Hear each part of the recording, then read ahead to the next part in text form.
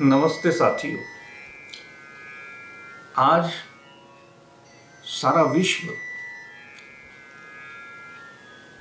लड़ रहा है केवल एक वायरस से, और कोई दवा नहीं है, कोई वैक्सीन नहीं बना है। सारे साइंटिस्ट लगे हुए हैं। तो हमारे शास्त्रों में जो इम्यूनिटी पावर यानी रोग प्रतिकार शक्ति, इसके बारे में क्या लिखा है, थोड़ा उसमें हम जानना चाहेंगे। देहे सर्वत्र चोष्णस्य समता लाघवम सुखम श्रुत तीक्ष्ण गाढ़ निद्रा च मनोसति प्रसन्नता शरीरे कर्म सामर्थ्यम अनालस्यम च कर्मसु स्वतः स्वेदो गमः काले स्वस्थतां लक्षयन्ति ही। ये जो हमारे शास्त्रों ने लिखकर दिया है, बताया है, इसको आप समझिए। इसको समझने के लिए हमें, अभी ये संस्कृत में लिखा है, मैं आपको हिंदी में समझाता हूँ। ये जो श्लोक है, इसमें 8 लक्षण दिए हैं। 8 लक्षण जो एक स्वस्थ आदमी जिसके पास में इम्यूनिटी है उसके पास में होते हैं। और ये लक्षण अगर आप में है तो इसका मतलब आपके पास में रोग प्रतिकार शक्ति है।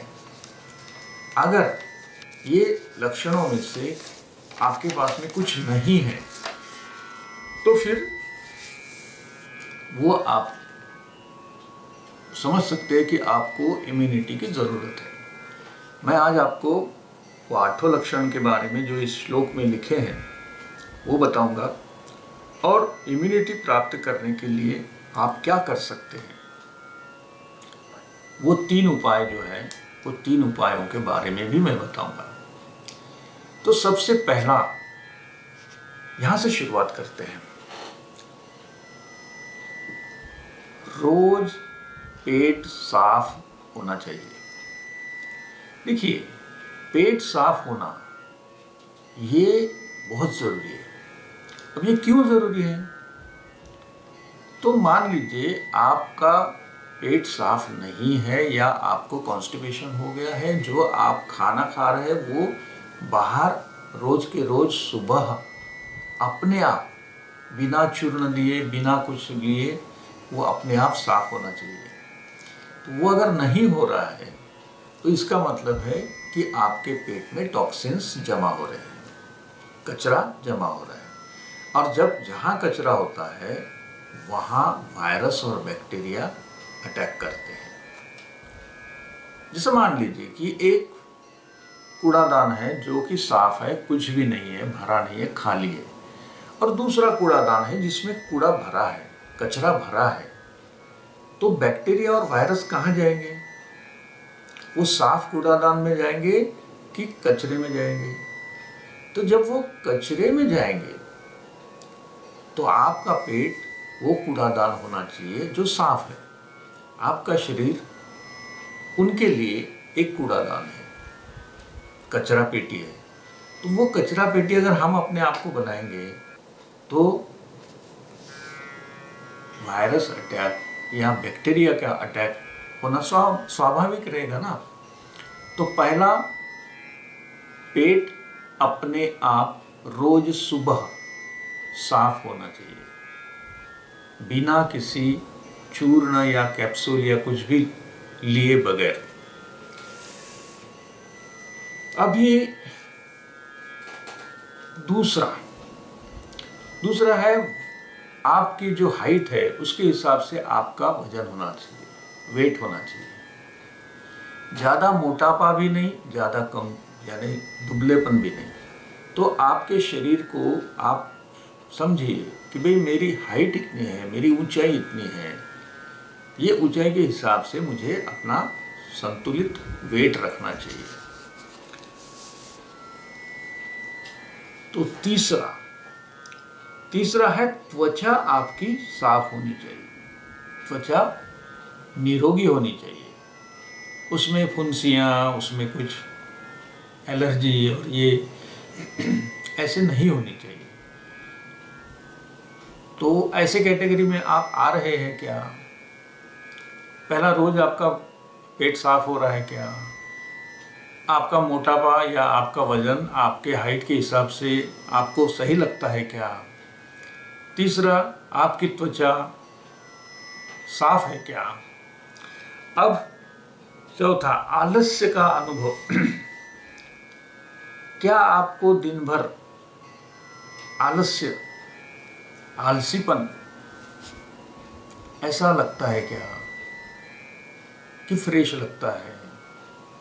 इसका आप अनुभव कीजिए या इसको आप देखिए, समझिए। तो बॉडी जो है, आपके शरीर जो है, उसमें आलस्य तो नहीं है, इसको आप देखिए।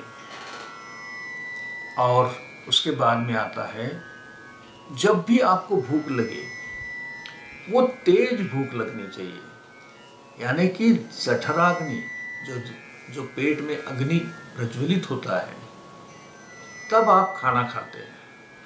हम ये देखते हैं कि एक खाना पचा नहीं, दूसरा आपने उसमें ठूस देते हैं। ऐसा बार बार हम करते रहते हैं, दिन भर शाम तक, रात तक सोते थे। यानी सुबह उठने से लेके तो रात तक अगर हम भूख ही नहीं लग दे रहे ऐसा हो रहा है क्या कि आपको भूख लगती है, तो भूख, और वो भी तेज भूख का एहसास दिन में आप करते हैं क्या? इसको भी आप समझिए।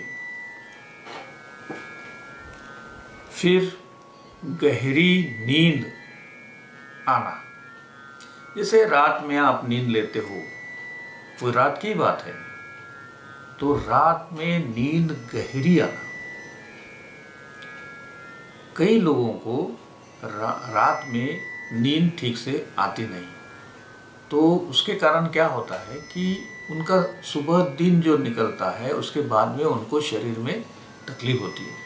नींद ये एक चार्जिंग होता है, हमारे जो शरीर है उसको फिर से काम करने के लिए उसको फ्रेश लगना चाहिए। दूसरे दिन सुबह जब उठेगा, जो अच्छी नींद लेगा, गहरी नींद लेगा, उसको दूसरे दिन अच्छा लगेगा, उसको फ्रेश लगेगा। तो आपको सही में गहरी नींद का अनुभव होता है क्या? गाढ़ निद्रा जिसको बोला जाए, तो ये आपको अनुभव मिल रहा है क्या? इसको आप समझिए। उसके बाद में शरीर में कहीं भी दर्द नहीं होना चाहिए। किसी के घुटने दुख रहे, किसी के पांव दुख रहे, किसी का सर दुख रहा है, तो ये जो लक्षण है, ये आपको रोग प्रतिकार शक्ति की जरूरत है। तो इस प्रकार से शरीर में किसी भी अंग में दर्द ना होना, क्या आप ऐसा महसूस करते हैं? उसको समझिए। अब 8वां लक्षण है सुख, यानी दिन भर के दिनचर्या में आप कितने बार खुश हुए, आनंदित हुए? आपने अनुभव किया आपका शरीर कहीं, यानी हैप्पीनेस, आनंद, वो अनुभव कर रहा है क्या? इसको आप समझिए, देखिए, अपने आप को थोड़ा ऑब्जर्व करना सीखिए। रोज हमारा शरीर अगर कुछ उसमें कमियां हैं तो वो आनंद महसूस नहीं करता है, वो चिड़चिड़ापन करेगा, वो गुस्सा करेगा, वो दुखी हो जाएगा, डिप्रेशन में जाएगा। तो ये सब जो तकलीफें आज के युग में चल रही है, तो डिप्रेशन एक बहुत बड़ी समस्या आ गई है। तो ये सब किससे संबंधित है? इम्यूनिटी पावर से। आपके शरीर की जो भी इम्यूनिटी जैसी होगी, जितनी कमज़ोर होगी, उतना आप मानसिक रूप से भी अपने आप ही रोगी बनते जाते हैं। तो सुख का अनुभव एक स्वस्थ शरीर कर सकता है। तो इसलिए इम्यूनिटी के ये जो 8 लक्षण हैं, ये हमारे शास्त्रों ने बताए हैं। अब चलो हम सुनते हैं कि भाई इसमें से अगर बाहर आना है तो शास्त्र क्या कहता है। आपको इम्यूनिटी अगर चाहिए तो शास्त्र क्या कहता है। तो शास्त्र ये कहता है कि कोई दवा लेने की जरूरत नहीं है, कोई पिल्स खाने की जरूरत नहीं है। आपका शरीर ही आपको दुरुस्त करने का, ईश्वर ने जो शरीर बनाया है उसने उसमें वो भी कला बनाई है कि वो अपने आप को दुरुस्त करते रहता है। लंघनम परम औषधम, क्या कहा है? लंघनम परम औषधम। लंघनम का मतलब है उपवास, फास्टिंग। तो हमारा जो शरीर बना है उसके अंदर एक ऊर्जा है और वो ऊर्जा दो काम करती है। वो ऊर्जा शरीर में जो हम अन्न खाते हैं उसको डाइजेस्ट करती है, उसका पचन करती है। तो पचन करने के लिए एक काम दिया है। दूसरा काम क्या है? शरीर में जो भी खामियां हैं, जहाँ जहाँ शरीर को दुरुस्त करने की आवश्यकता है तो वो उसको दुरुस्त करता है।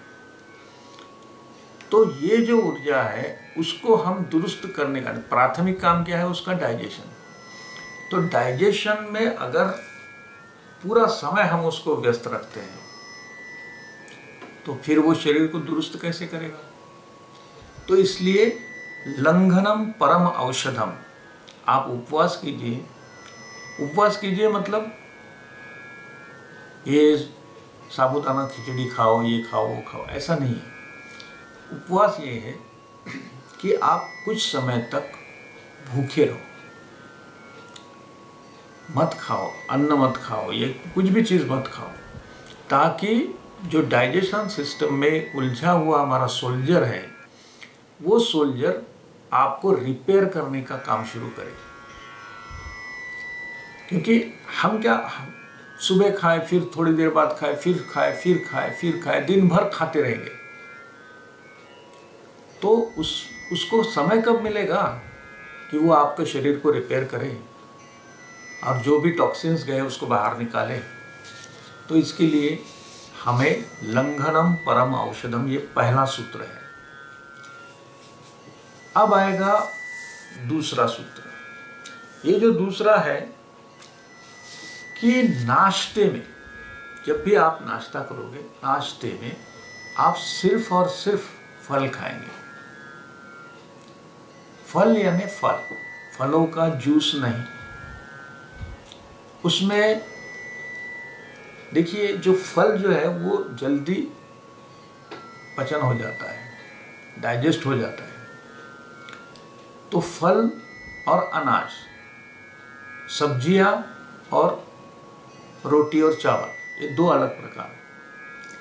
सब्जियां जल्दी पचन हो जाता है और रोटी चावल थोड़ा देर से पचन होता है, देर से पचन होता है। तो रोटी और चावल नाश्ते में न खाएं, यानी उपमा, इडली, पराठे, ये नाश्ते में खाने से आपको वो पचन नहीं होता है जल्दी, और फिर लंच टाइम में और हम खाते हैं। तो नाश्ते में केवल और केवल फल खाएं। एक फल खाएं या दो प्रकार के फल खाएं या 3 प्रकार के फल खाएं, लेकिन केवल फल खाएं। उसमें चाय, कॉफ़ी, इस प्रकार के कोई भी आपको लेना नहीं है, ठीक है। और अब तीसरा प्रकार, दिन में केवल एक बार अनाज खाना है। अनाज यानी जिसमें कई प्रकार का अनाज है, वो अनाज को कितने बार खाएंगे? सिर्फ एक टाइम, एक ही बार, जो भी आप जब भी चाहे रात में चाहे, शाम में चाहे, दिन में चाहे, तो एक बार अनाज खाए और अनाज के 4 गुना ज़्यादा सब्जियां खाएं। देखिए ये जो हमारे शास्त्रों ने बताई हुई कुछ चीज़ें हैं, इसको अगर हम फॉलो करेंगे तो हमारी जो रोग प्रतिकार शक्ति है वो बढ़ने लगेगी। अनाज एक बार, फल सुबह नाश्ते में केवल फल, और रात में भी आपको जो खाना लेना है उसका समय जितना जल्दी हो सके 6 से 7 बजे तक आपका रात का भोजन अगर आप कर लेते हो तो आपको वो अन्न पचाकर आपका जो सोल्जर है वो आपकी इम्यूनिटी को बढ़ाना शुरू करेगा। साथ में थोड़े एक्सरसाइज, योगा, प्राणायाम ये भी करना ज़रूरी है। अगर शरीर को हम स्वस्थ देखना चाहते हैं, आनंद अनुभव करना चाहते हैं, तो उसके लिए थोड़ा सा मेडिटेशन, योगा ये होना भी उतनी ही उसकी शरीर की आवश्यकता है। तो आइए हम सब मिलके हमारे खुद की जो रोग प्रतिकार शक्ति है उसको बढ़ाएंगे, और ये जो भी वायरल लोड हमारे अंदर जा रहा है हम उससे खुद को बचाएंगे, और हमारे फैमिली को भी ये सब मिलकर अगर हम कर सकते हैं तो बहुत ही अच्छा है। हम अपने फैमिली की भी फिक्र करें। हमारे जो भी दोस्त भाई हैं जिनको स्वस्थ रखना आप चाहोगे उनके साथ में ये वीडियो को आप शेयर करिए, ताकि ये जो बातें हैं इनसे आप सभी का जीवन आनंदमय और तंदुरुस्त बने। धन्यवाद।